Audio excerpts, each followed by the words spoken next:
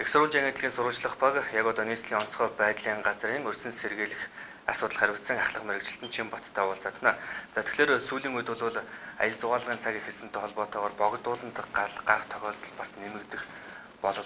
За энэ талаар ерөөхдөө та мэдээлэл өгөхгүй бас хичнээн удаагийн гал төмөр гарав. Хуур ажилтны удирдал эхэлсэнтэй холбоотойгоор хурд хунтас багтай байна.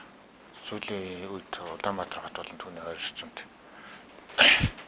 гал төмрийн эрсдлийн зэрэглэлийн ээлтэй төвшөндөө хүрсэн байгаа. Энэ үед одоо нөгөө ард иргэдийн амралт цуглалгын үеийг хэлсэнтэй холбоотойгоор ой хэрийн түмэн нэлээд гарах хандлагатай байна. Жишээлх юм бол одоо 2017 он гарснаас хойш Улаанбаатар хотын ойр орчимд ой хэрэг төмөр 10 удаа гарчаад байна. Өнөөдрийн байдлаар оны эхнээс өнөөдрийн байдлаар 1416 удаагийн объектын гал төмөр гарсан байна. Объектын гал төмрийн дийдэн хэсгийн хогийн цэгийн гал болон шар усны төмөр эзэлж байна. Тухайлх юм бол өчигдөр нийслэл хотын хэмжээнд гарсан 11 удаагийн гал төмрийн дуудлагын 4 нь хог болон шар усны дуудлага байна. Богдууланд ерөнхийдөө бас сүүлийн өнгөрсөн 7 хоногт бас гал гарсан. Энэ 7 хоногийн сая нэгтгэд бас Sky Resort-ын тийшээ Баян зүрхийн гүрний тэр хавьд бас гал гарсан гэх мэдээллүүд ба. Ерөнхийдөө богдууланд гал гарах тохиолдлууд ерөнхийдөө голлох шалтгаан нь юу болоод байна вэ? Ногоон бусад гарч байгаа гал төмрийн голлох шалтгаан нь бол иргэдийн санамсар болгоомжгүй байдлаас их үүдэлтэй байна.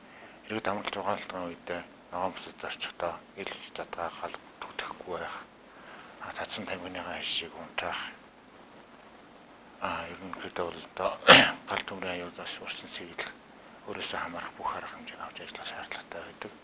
Гэтэл манай иргэд бол ногоон бусад зорчих байхдаа эдгээр урьдчилан сэргийлэх арга хэмжээг аваагүй юмс одоо өнгөрсөн 7 хоногт нэг удаа энэ 7 хоногийн нэгтгэд богдуулан Залаатын хаманд ойн төмөр гараад байна.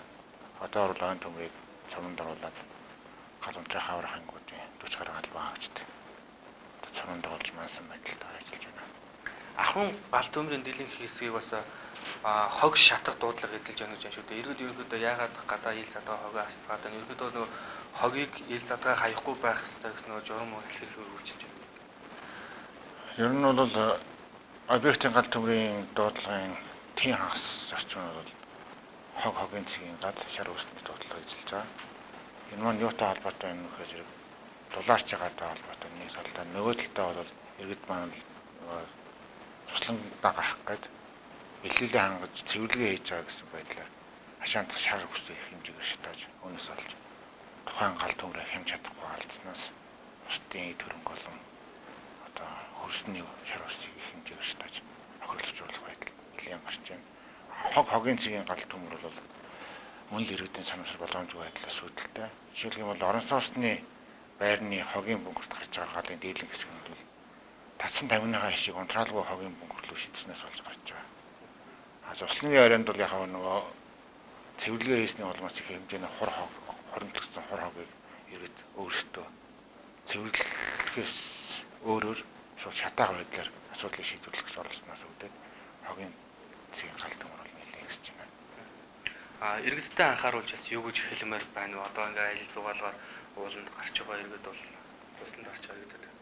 Иргэд маань одоо амралтын үйлрэл хэлсэнтэй холбоотойгоор зугаалгаар явахдаа ногоон бүсэд ил задгаа гарахгүй гал түлсэн тохиолдолд хуучин гал түлж ирсэн ормон дээр гал түлэх түлсэн галаа уус асгаж байнга унтрааж байж явах тамхи болон чүдэнсний галыг унтрааж иж хаях иймэрхүү арга хэмжээнүүдийг байнга авч ажиллах шаардлагатай байна. Мөн бага насны хүүхдэд гал гаргах одоо асаагуурыг юм чүдэнзүүд юм тийм зүйл өгч тоглоулах байх.